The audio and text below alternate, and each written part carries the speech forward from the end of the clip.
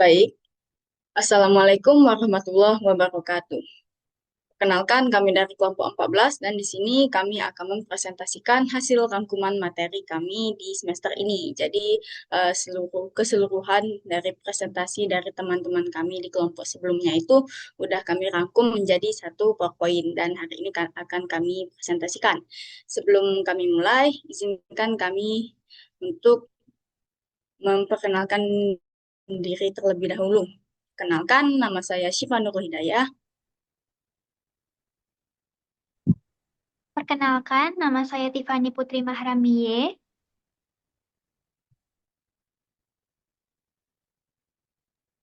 Saya Luvia Azahra. Dan saya Muhammad Iqbal Hanif.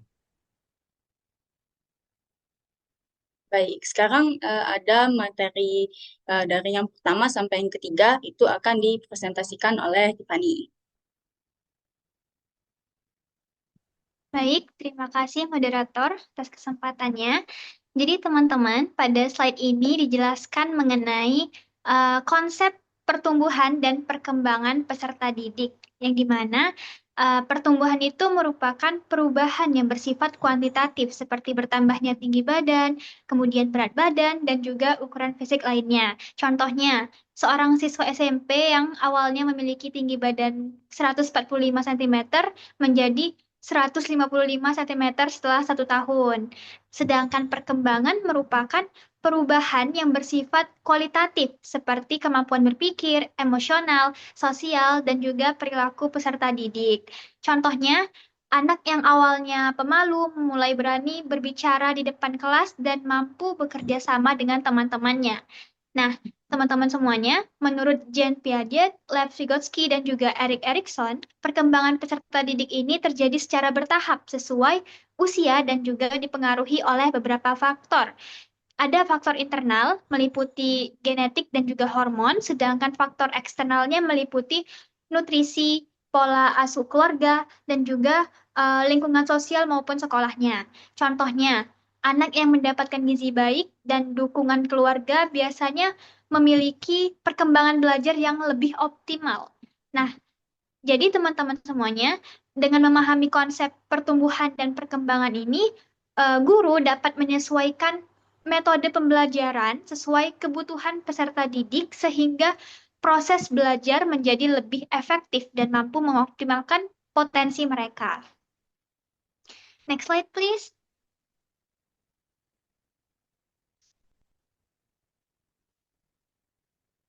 Oke, selanjutnya ada teori perkembangan kognitif Jean Piaget. Nah, yang dimana di sini Jean Piaget itu menjelaskan bahwa anak adalah pembelajar aktif yang membangun cara berpikirnya secara bertahap sesuai usia. Jadi Piaget ini menjelaskan 4 konsep utama, yaitu skema, asimilasi, akomodasi, dan ekuilibrasi. Yang dimana contohnya itu seorang anak yang mengetahui bahwa kucing memiliki 4 kaki, mungkin akan menganggap kambing juga kucing karena bentuk tubuhnya mirip, mempunyai 4 kaki. Ini disebut asimilasi. Setelah itu dijelaskan oleh guru perbedaannya. Nah, si anak ini mulai memahami bahwa kambing adalah hewan yang berbeda. Ini disebut akomodasi. Selanjutnya, proses perkembangan ini itu berlangsung melalui beberapa tahap, mulai dari sensori motor, dan hingga operasional formal. Contohnya, anak kecil sering menganggap eh, gelas tinggi memiliki air lebih banyak daripada gelas yang pendek. Nah, meskipun jumlah airnya sama, nah, yang hal ini itu menunjukkan bahwa kemampuan berpikir logis anak itu masih berkembang. Jadi implikasinya dalam pendidikan itu, guru harus merancang pembelajaran yang sesuai dengan tingkat perkembangan kognitif siswa. Misalnya siswa SD yang lebih mudah memahami materi melalui benda konkret dan praktik secara langsung dibandingkan penjelasan abstrak. Baik, selanjutnya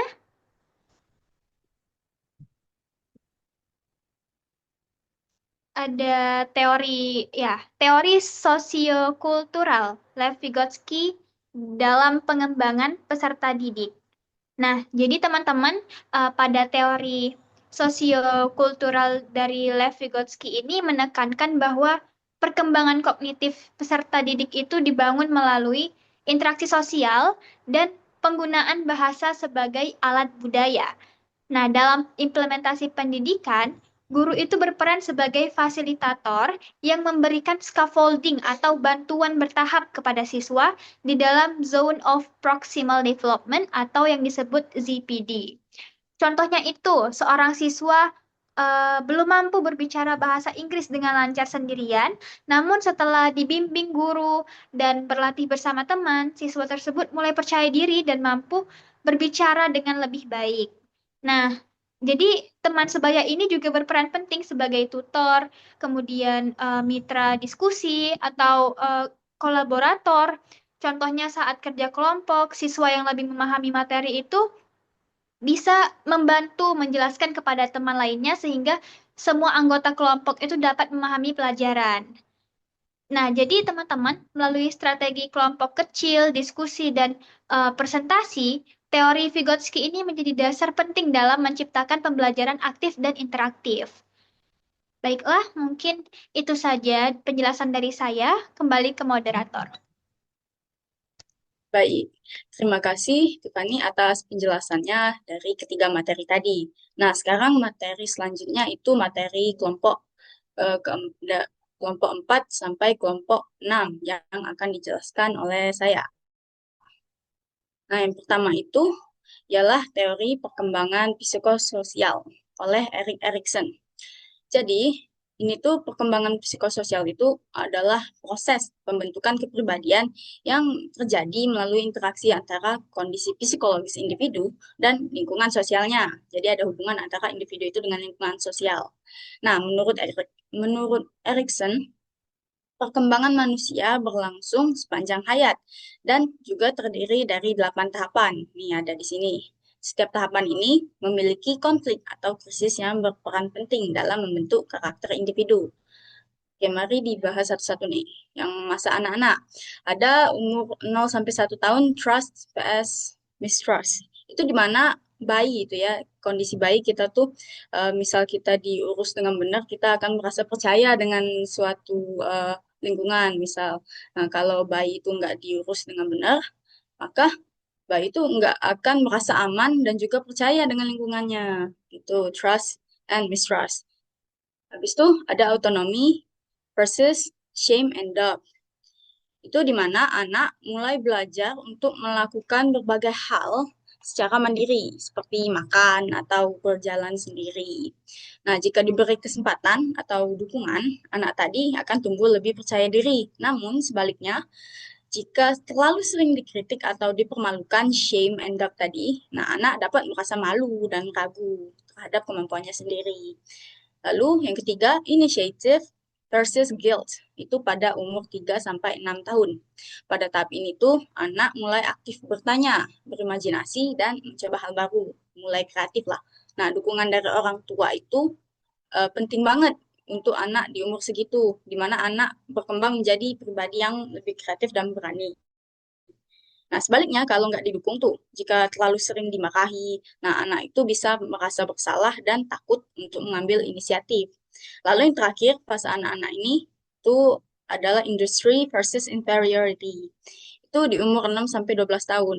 Nah, di sini anak mulai berinteraksi lebih luas dengan sekolah dan belajar berbagai keterampilan akademik maupun sosialnya. Nah, kalau dia dapat penghargaan, dia akan menjadi percaya diri. Tapi kalau dia lebih sering dibandingkan gitu sama teman sebayanya, dia tuh menjadi lebih rendah diri, jadi nggak pede. Nah, lanjut ke fase selanjutnya itu remaja sampai dewasa. Itu ada fase identity versus confusion di remaja.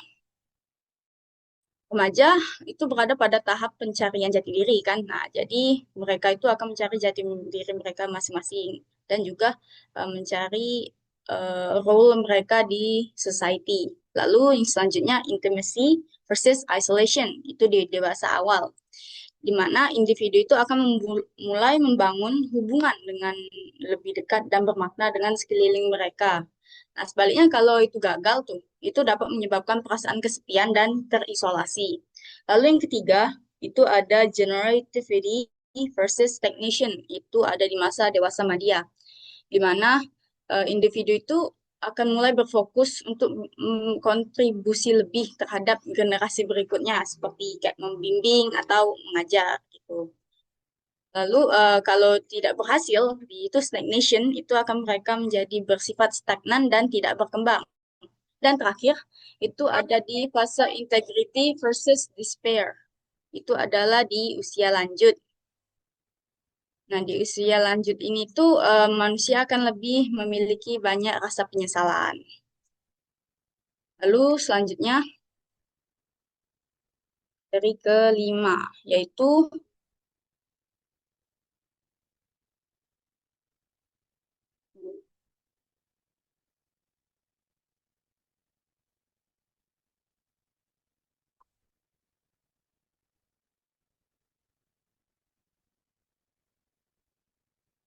yang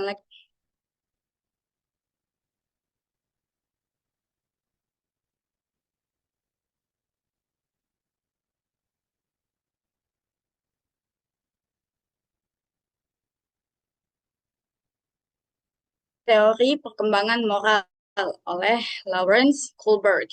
Di sini tuh ada 3 tingkatan. Nah, tiap tingkatan itu ada 2 tahap. Jadi totalnya tuh ada 6 tahap.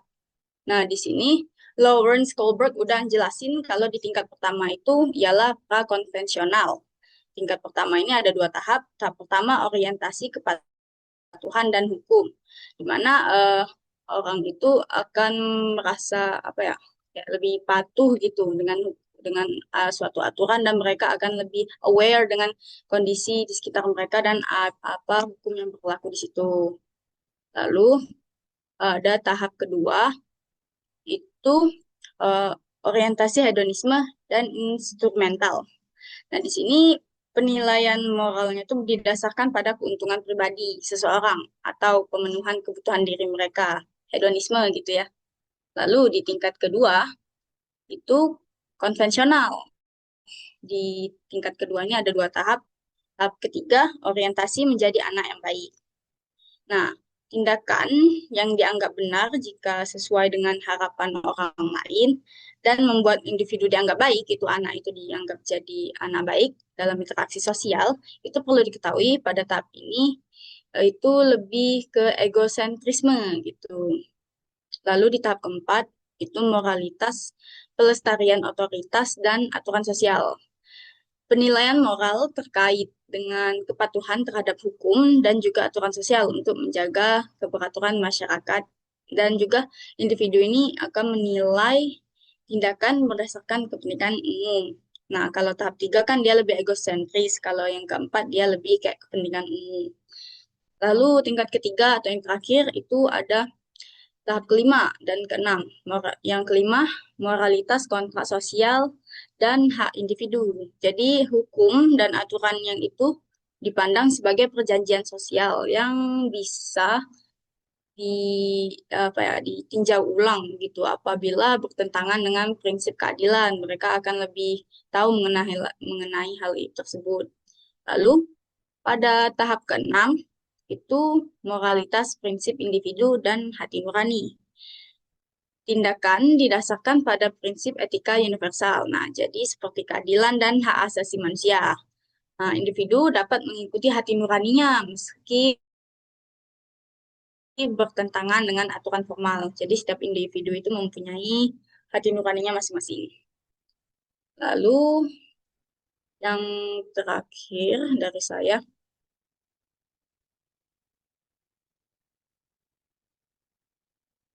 teori perkembangan fisik dan motorik pada peserta didik. Nah, di sini ada fisik dan motorik. Jadi, fisik itu ialah perubahan atau pertumbuhan pada tubuh anak, itu lebih ke tubuh mereka. Nah, seperti contohnya bertambahnya tinggi badan dan berat badan. Nah, kalau motorik, itu pertumbuhan kemampuan anak dalam menggerakkan tubuh dengan koordinasi antara otot dan juga sistem saraf. Nah, motorik ini ada motorik kasar dan motorik halus.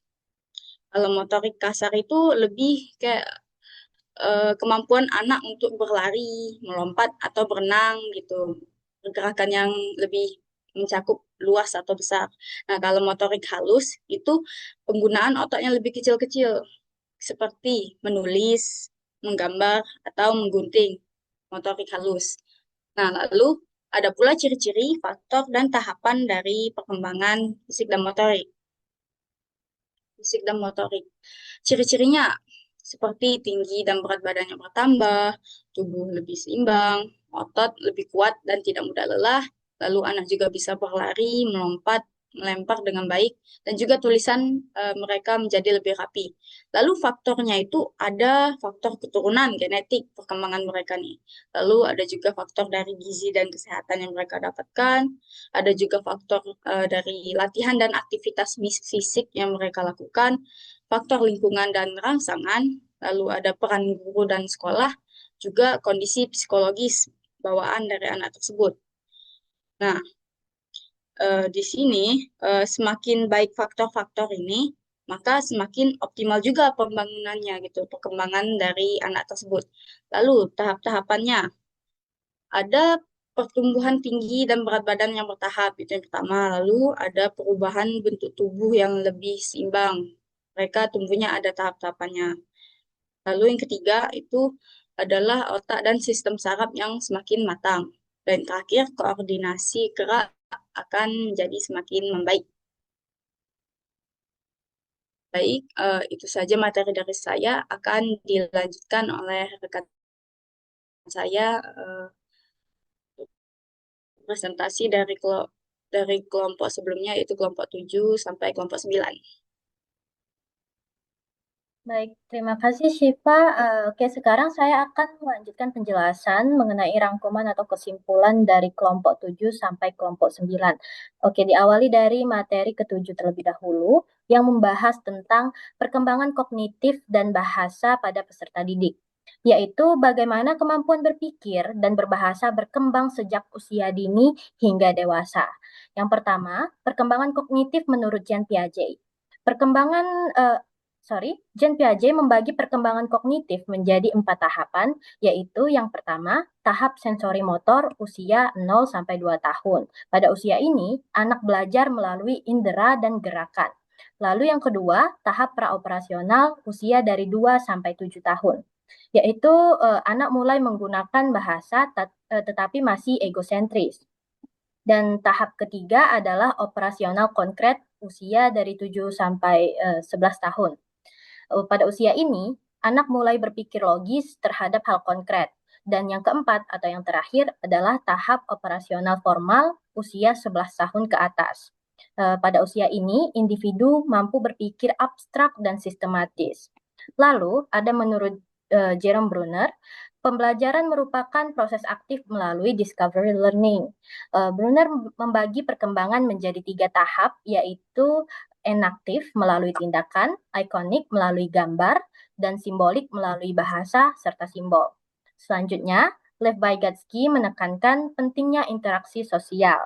Vygotsky memperkenalkan konsep ZPD dan scaffolding, yaitu bantuan sementara dari guru atau orang lain agar anak mampu belajar mandiri. Lalu, perkembangan bahasa menurut Noam Chomsky.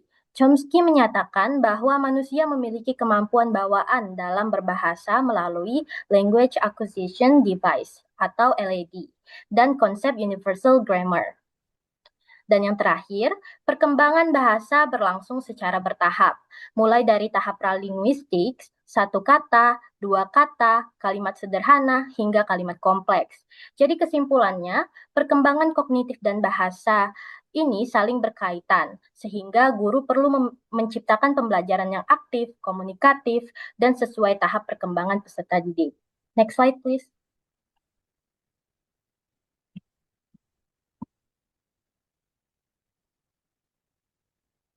Next slide, Syifa. Oke. Selanjutnya, materi ke-8 yang membahas tentang perkembangan sosial pada peserta didik, yaitu kemampuan individu dalam berinteraksi, beradaptasi, dan hidup sesuai norma di masyarakat. Menurut Erik Erikson, perkembangan sosial ini dipengaruhi oleh tahap perkembangan psikososial. Pada tahap industry versus inferiority, peserta didik belajar bekerja sama dan membangun rasa percaya diri. Sedangkan pada tahap identity versus role confusion, remaja mulai mencari jati diri melalui interaksi sosial. Selanjutnya, Levi Gatsky menekankan pentingnya interaksi sosial dalam perkembangan peserta didik. Seperti yang saya katakan sebelumnya, Vygotsky memperkenalkan konsep ZPD dan scaffolding, yaitu bantuan sementara dari guru atau teman agar peserta didik mampu belajar mandiri.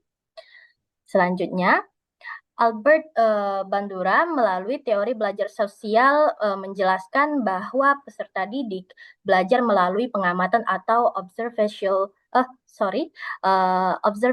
learning. Anak belajar dengan mengamati dan meniru perilaku guru, orang tua, maupun lingkungan sekitar. Selain itu, Jean Piaget juga menjelaskan bahwa perkembangan sosial berkaitan erat dengan perkembangan kognitif. Semakin berkembang kemampuan berpikir peserta didik, maka semakin baik pula kemampuan mereka memahami aturan sosial dan bekerja sama dengan orang lain. Selanjutnya, perkembangan sosial dipengaruhi oleh beberapa faktor, seperti keluarga, teman sebaya, sekolah, dan masyarakat. Karena itu, guru perlu menciptakan pembelajaran yang aktif dan komunikatif melalui diskusi, presentasi, dan kerja kelompok. Oke, jadi kesimpulannya, perkembangan sosial ini sangat penting karena membantu peserta didik membangun hubungan yang baik dan berinteraksi secara positif di lingkungan sekolah maupun masyarakat. Next slide, please.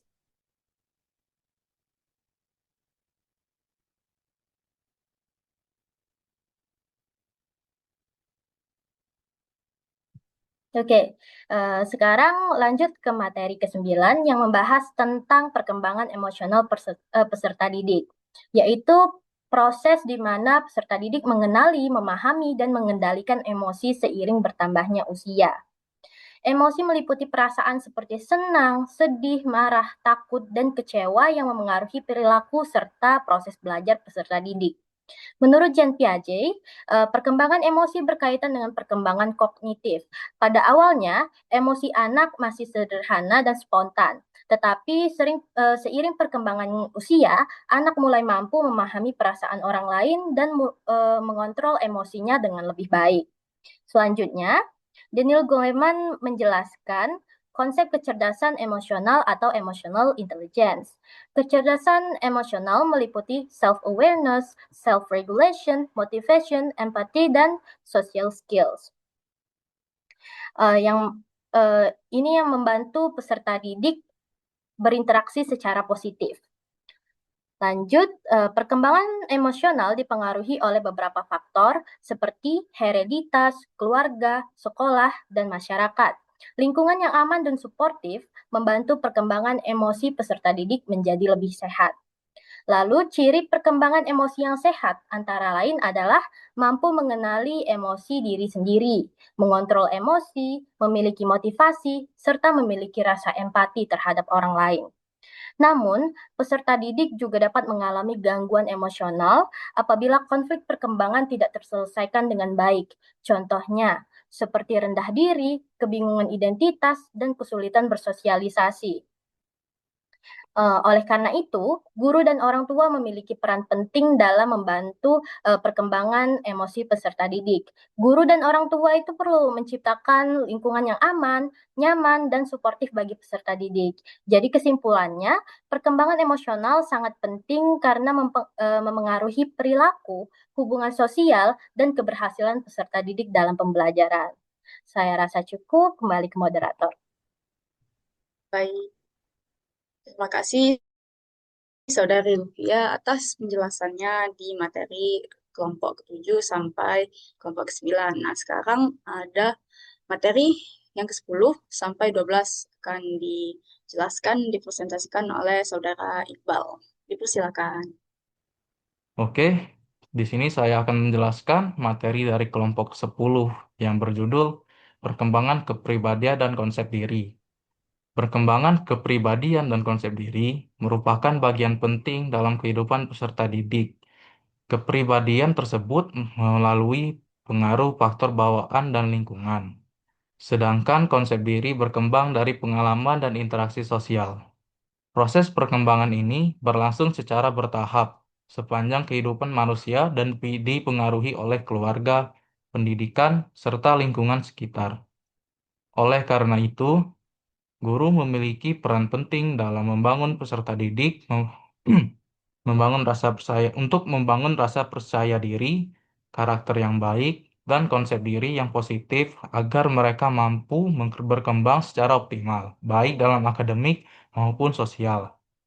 Nah, seperti yang saya jelaskan tadi, eh, perkembangan diri ini, nah tadi ya, nah ini merupakan aspek krusial yang berjalan beriringan dalam kehidupan peserta didik.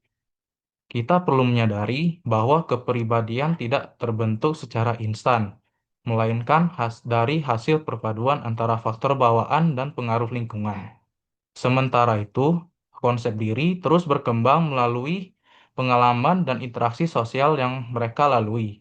Mengingat proses ini berlangsung bertahap sepanjang hayat dan sangat dipengaruhi oleh oleh keluarga serta institusi pendidikan. Peran kita sebagai guru menjadi sangat vital. Kita dapat memegang tanggung jawab besar untuk membantu peserta didik membangun rasa percaya diri, karakter yang kuat, serta konsep diri yang positif, sehingga mereka mampu berkembang secara optimal, baik dalam pencapaian akademik maupun kehidupan sosial. Next slide, please.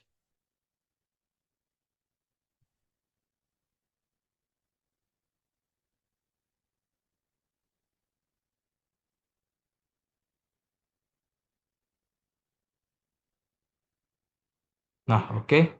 Di sini kita masuk ke materi kelompok 11, yaitu faktor-faktor yang mempengaruhi perkembangan peserta didik.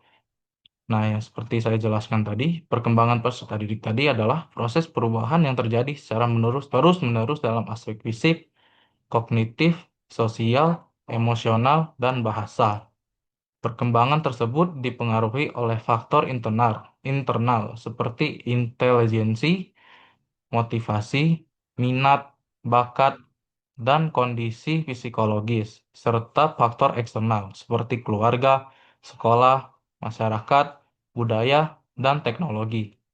Setiap tahap perkembangan memiliki karakteristik yang berbeda, sehingga guru dan orang tua perlu memahami kondisi peserta didik agar pembelajaran dapat berjalan secara efektif dan sesuai dengan kebutuhan mereka. Dari materi yang dijelaskan tadi, dapat disimpulkan bahwa perkembangan peserta didik adalah suatu proses dinamis yang terjadi secara terus-menerus. Keberhasilan perkembangan ini ditentukan oleh dua faktor, yaitu faktor internal dan faktor eksternal tadi. Karena setiap tahapan usia memiliki karakteristik yang unik, pemahaman yang mendalam dari guru dan orang tua harus diperlukan.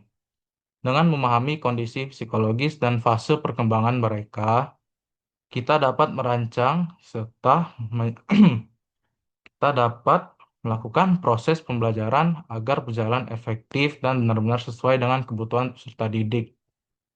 Oke, next slide please.